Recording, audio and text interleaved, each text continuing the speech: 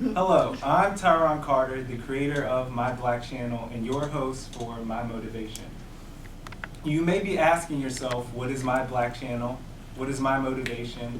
And why should I care about another person with a YouTube channel? First of all, let me say the names may be My Black Channel and My Motivation. These are all-inclusive minds. It's not just about me. This is not a vanity project.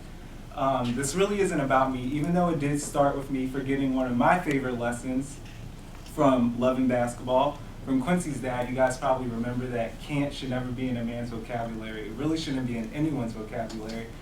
I recently graduated and I was texting my best friend complaining about everything that I couldn't do. I couldn't find a job, couldn't do this, couldn't do that.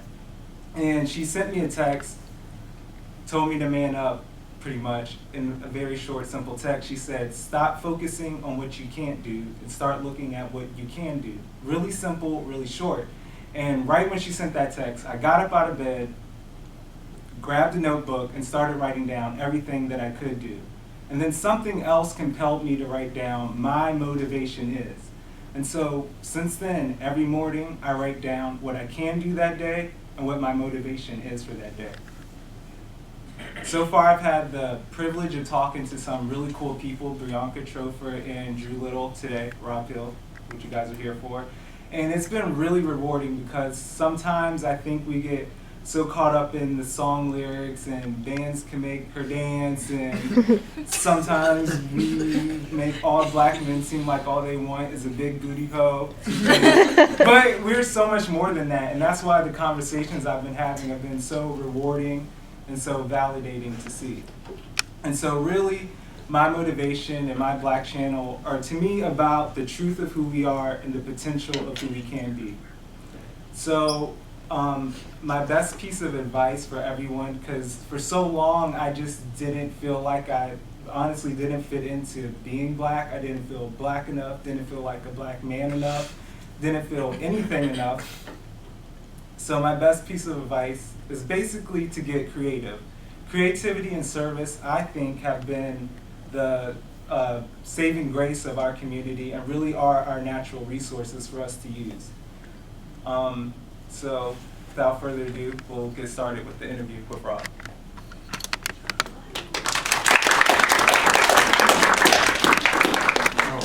Black on my side, bro. So here for the very first live episode of My Motivation, it's the author of About Something Real and for Single People Who Still Understand the Value of Relationships, Mr. Rob Hill Sr.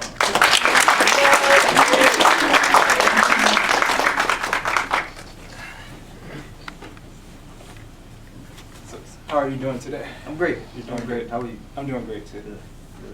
So, in About Something Real, on the dedication page, you dedicated it to your son, Robert Jr., and you said that you're definitely the best thing I never knew I needed. Thanks for giving my life purpose. So I was just curious, before your son was born, what were you feeling the need that he ended up feeling with? I didn't have identity. I didn't know who I was. When my son was born, he saved my life, basically. He made me want to live for something. I believe we all have to have something driving us. We all have to have something that we wake up for. Mm-hmm. And he helped me find it. So I knew I needed something. Mm-hmm. But, you know, when you're living fast, you're not really focused on needs. You just go day by day what you want. So you were in the Navy before, writing and motivating people. So how did you even make that transition from Navy to author? Well, it's funny. I was on deployment. I did 3 deployments when I was in the Navy, but I was on deployment in 2008. And I was away, and I couldn't really do anything. My son had taken his first steps, and I missed him. He had started saying words, and I was missing that, but I was really getting discouraged, of course I was away taking care of my business, but it was still moments that you want to see, things you want to be a part of. Mm-hmm.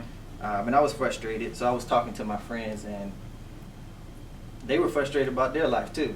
Mm-hmm. But what happened is we didn't work well. Me complaining to you, you complaining to me, them complaining. It was very depressing, Mm-hmm. to put it like that. Mm-hmm. So while I was away, they were sending me bad news, I was sending them bad news, and it didn't help either one of us. So one day I woke up and I started writing, and I was writing to. We're about 8 hours ahead, so I knew when they opened their email, they would see something that would inspire them. And that's how I got my first book. Wow. I did it every day for 3 years straight. Wow. So one of my favorite quotes from About Something Real, you write, when God challenges you, it is to better you, not to punish you. So, I mean, for real, for me, to be honest, whenever I feel like I'm being challenged or something like that, it's hard to keep that in mind. So what is your advice for people to kind of keep that spiritual perspective, like in the midst of challenges, that it's not to punish you, it's to better you? Well, life shows you, you know, anytime you're transitioning, it's going to be uncomfortable. Mm-hmm. Anytime you're coming through, it's going to hurt. It's going to be rough. I mean, you take the butterfly, you know, transforming the caterpillar, turning into a butterfly. It's going to be uncomfortable. Mm-hmm. A hermit crab, when it grows too big, has to leave the shell, go to another shell. It's going to be uncomfortable when you're growing. So you just have to remind yourself that you're growing. You're going to the next phase, and expect, you know, when you're uncomfortable, when you find yourself frustrated day in and day in and day in, and something's coming. Mm-hmm. You got to keep going. So when has, you're obviously you're Christian, right? Yes. Yes, very spiritual person. I could tell that from the book. So where is a place, like a time where you weren't even looking for God, not praying or anything like that, and he just showed up? You weren't even expecting it. I could think of about 100 times that happened. I was telling somebody a story this morning at breakfast where I should have went down, and I didn't. I call that grace, favor, mercy, Mm-hmm. Whatever you want to call it. But, you know, just the fact that I'm still here, I was able to turn 25 with good health, good credit, to be able to, you know, see my son and, you know, be free in a sense. Mm-hmm. That's all grace. That's all mercy. You know, I look at my life. My best friend, he died at 19. You know, I have a group of guys, about 14 or 15 of us, and 7 of them are in jail, 20 plus years. So to be here, you know, right here in this moment, you know, that's a lot to me. Yeah. You know, that's a lot. So did looking at some of your friends go into jail and stuff like that, like what do you think, what was the mentality that separated you all? I'm not gonna say it's choices. Choices. I believe we're all one choice away from a completely different life. Sure. We all one choice. You know, it's walking away from this argument or deciding to go to this opportunity. We're all one choice away from completely different life, and it was choices. I'm blessed to have a very strong family, Mm-hmm. and they're all women, and they all don't play. So, you know, it helps you when you got strong people in your corner, especially, you know, women who can speak life into you and tell you what you can be, what you can do, you know, and tell you when your stuff's stinking. Mm-hmm. They were good at that. One of the things that stopped me, and I came downstairs, I shared this with my mom and my aunt when I was reading your book, when you say, some people have experienced so much pain that if it doesn't hurt, they can't feel it. And so, you know, those are the type of people where just the pain starts to become normal to them. So what is your advice for them to how to release that pain? Forgiveness is a big thing. I've struggled with forgiveness. I think we all struggle with forgiveness because you want to remember that it hurts. Mm-hmm. You know, you want to try to avoid that pain. You want to try to sidestep and get over it. But I think that, you know, it comes a time where you have to accept what happens for what it is and continue moving. Mm-hmm. It's gonna hurt. You have battle scars, but you know, scar tissue is stronger than regular tissue. So when you get hit, when you get hurt, you know, you're stronger afterwards. Mm-hmm. And I think people don't give themselves credit for how strong they are. You know, they want to say, I was hurt, I can't go through another heartbreak, or I was hurt, I can't try this again, but you made it through. Mm-hmm. You still here. Right. You were hurt, you're not dead. Right. You It's know like you what I'm saying? said, choices. They made a choice to look at the other side of the story instead of looking at, like you said, the fact that they're still People there. want to remember their pain. They Mhm. don't remind themselves of their strength. You Mhm. know, I'm not one of those people. Mm-hmm. I know I was hurt, but I feel like, you know, we're all strong enough to handle it. We're all strong enough to handle it. So page 23 was one of my favorite sections of the book, and I'm going to read a quote from there.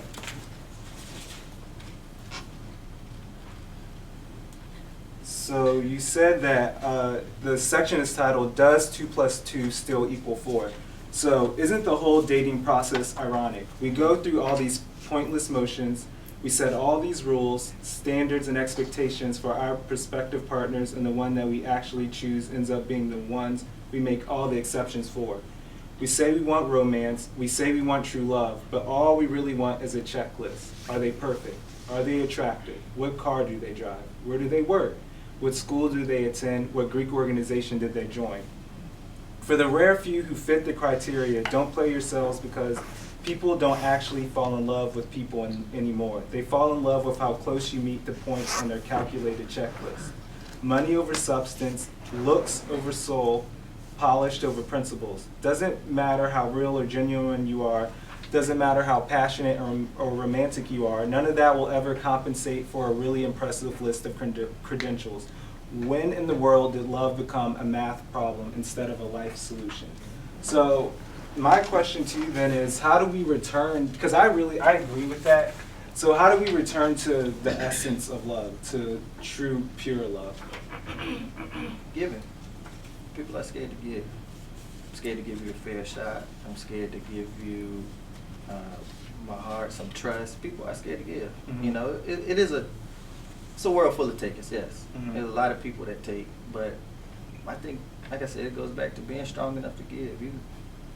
It's okay for me to give you a chance, and if you fail, then I gotta let you go. I'm not gonna hold on to it, but I have to let that person go. Mm-hmm. And I think that when you give, you know, it comes back. You know, I think people lose sight of the fact that it comes back. Mm-hmm. We can make love as complicated as we want. We can say you gotta be 6'3", you gotta do all this stuff, but at the end of the day, all you do is have to make that person happy. Mm-hmm. However you do it. Mm-hmm. However you do it, whatever makes them happy, you just have to satisfy that, and you have to find somebody willing to give that back to you. But I think people don't give themselves a chance to have that. Sure. So on page 69, you talk about two different mindsets when it comes to money. You talk about when you chase a dollar, all you get is a bill, but when you chase a dream, you make a lifestyle. So what do you think is like causing these two different mentalities, the bill chasers and then the lifestyle chasers?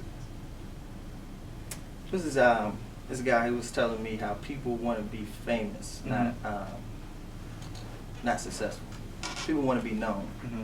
It doesn't matter what they have to go through to be known. They just want to be known. Mm-hmm. And I think that when people chase being known, you actually lose a part of yourself. You know, if I'm trying to prove to you that I'm somebody, then you know I'm lacking something within myself. I don't believe in chasing money. Mm-hmm. I don't believe in, you know, chasing a dollar. It's some people who do. Mm-hmm. But to me, money can't satisfy you. It's not. Now, granted, we all have bills to pay. We all have things we have to take care of. But when you walk in your purpose, I feel like God will, He will provide provision for the vision. If He gives it to you, He will provide whatever you need to fulfill it. Another one of my favorite quotes was, "The extent of your rewards in life will always be connected to the measure of your risk."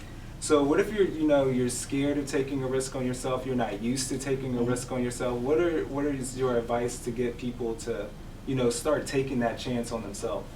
People have to reach, it's a quote that says, discontent is the catalyst of change. Mm-hmm. People have to reach the point to where if you're fed up enough, you're going to change. Mm-hmm. If your life's not working, if you're really unhappy, you're going to find a way to change something. Because you're going to wake up uncomfortable. You're going to wake up frustrated. You're going to wake up in the middle of the night.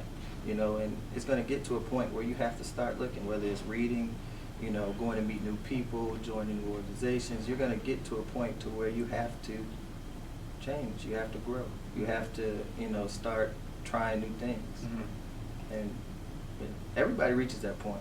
We all hit that wall. Bishop at my church says, what wisdom cannot teach, rock bottom can. Mm-hmm. You get low enough, rock bottom hurts. Mm-hmm. I feel like I've hit it. So it hurts when you look around and you have nothing. So when you hit rock bottom, how did you bounce back yourself? I started reading. Mm-hmm. I put myself back around my family. Mm-hmm. I put myself around things that I felt could pour into me. Mm-hmm. We all, when you're trying to be cool, when you're trying to live, or when you're trying to be happy. We put ourselves around a lot of stuff that drains us. We put ourselves, you go have a drink, you go to the club because you're mad that you didn't have money to pay bills. So you went to go spend more money. We do dumb stuff like that, and it doesn't add up. Yeah. In our head, we're thinking like, man, these bills, dude, I need a drink. The drink costs money. I don't think people calculate that sometimes. Right. But we have destructive habits. It's all about learning how to break those. Right. In your poem, How Boys Learn to Love, you wrote, "The world told you what a man was." Who do you think? How do you think the world was defining you as a black man before you started to take control of yourself? I thought a lot of stuff that was cool. It really wasn't. A lot of the people that I looked up to, the things they did, I guess it was cool for that point in my life, but it wasn't really anything. They tell you, get women. So I tried to get as many women as I could. Like, I tried feverishly. They tell you get money. So I tried to do whatever I could to get money. And they tell you have things. You gotta get a car, you gotta get a place, you gotta get a Gucci belt, Right. whatever, right. so you can look the part. But after you get all those things, you realize that you still have no substance. You still have nothing to hold on to. You created debt, you broke hearts, you created trust issues for yourself. You've done all these things to look like the guy on TV, and the guy on TV doesn't have your problems. You start realizing that you need something real. You need some substance. You need something to fall back on. That Gucci belt to keep your pants up, but it ain't gonna keep you warm. But it ain't gonna, bring you any comfort when you're frustrated. So I just spreaded myself too thin. I thought that the man with all the girls was somebody who was loved. I thought he was adored. I thought he was admired. I thought I was impressing people.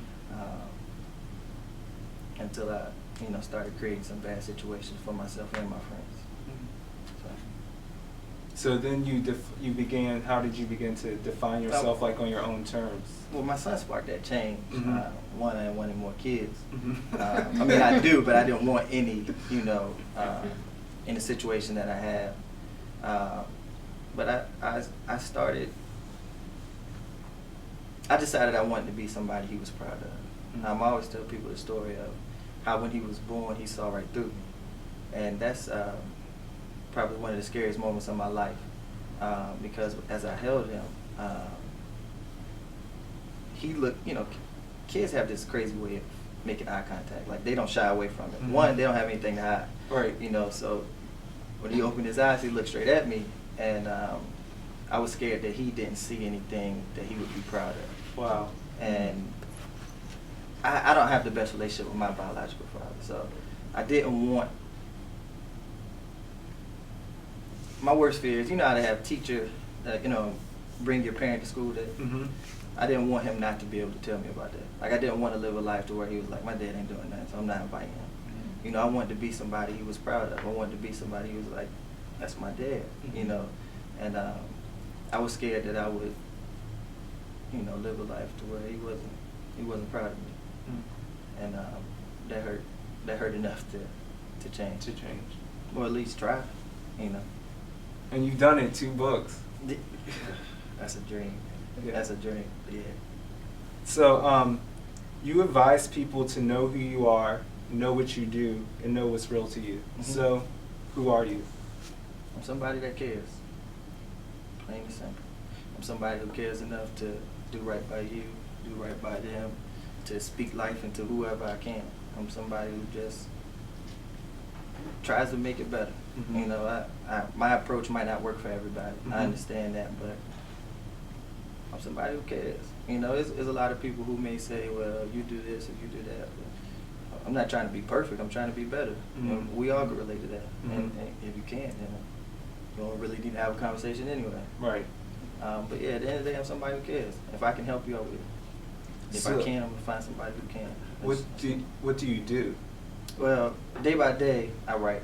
I wake up and I write all day, basically. But I do coaching as well. So Monday through Friday, I offer sessions, be it half hour or hour. Usually do it by phone, by Skype.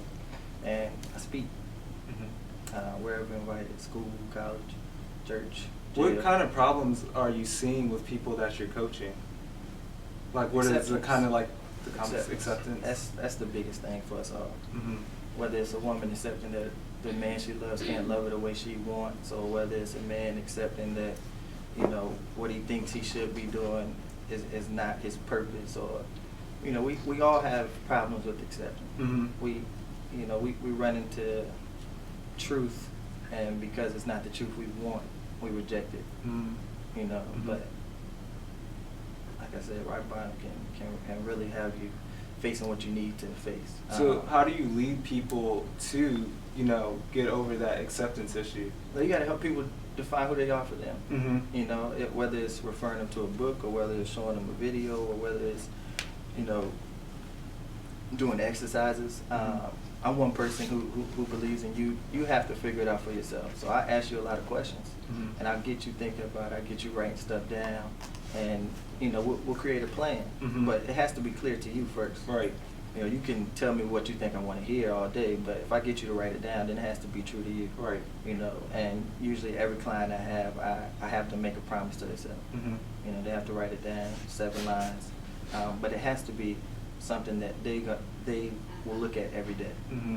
'Cause it's not effective if you just get on the phone with me and I tell you, you know, the most inspirational story you ever want to hear, and Right. you get off feeling energized, but you have nothing to take away from it as far as substance. Mm-hmm. I'm gonna give you something to write down according to who you want to be, what you say you want to be. Mhm. You keep it in your pocket, keep it in your purse. Mm-hmm. When you get frustrated, you look at it, and you will remember who you are, what you're supposed to be doing, what you're working towards. Mm-hmm. We all get frustrated. I get frustrated all the time, Mhm. you know.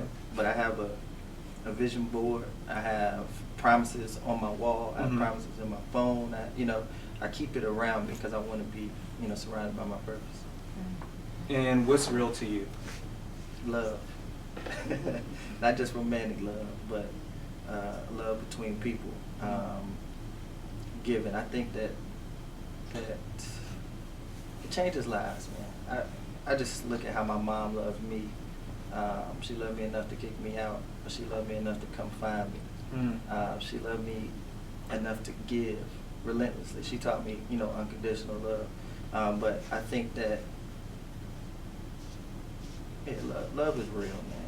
Love is real. I see that, you know, a lot of times with my friendships, because me and my friends have been through a lot. Mhm. You know, a lot of stuff that we probably would have broke, you know, fake people, but we love each other enough to sometimes fight and keep going. Mhm. But love, that's the realest thing we have. So we're going to take a quick break, and when we come back, we're going to get the audience involved.